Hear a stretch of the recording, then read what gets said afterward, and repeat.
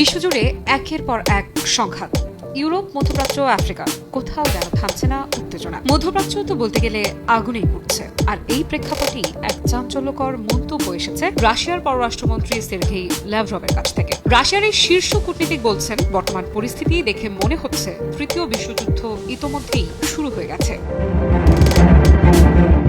Sergei ল্যাভরভের দাবি, বিশ্বের বিভিন্ন অঞ্চলে চলমান সংঘাতগুলো এখন এতটাই বিস্তৃত যে অনেক আন্তর্জাতিক সমর বিশেষজ্ঞ ইতোমধ্যেই একে তৃতীয় বিশ্বযুদ্ধ হিসেবে আখ্যা দিতে শুরু করেছেন। ল্যাভরভের বক্তব্যে উঠে এসেছে আরও একটি বড় অভিযোগ।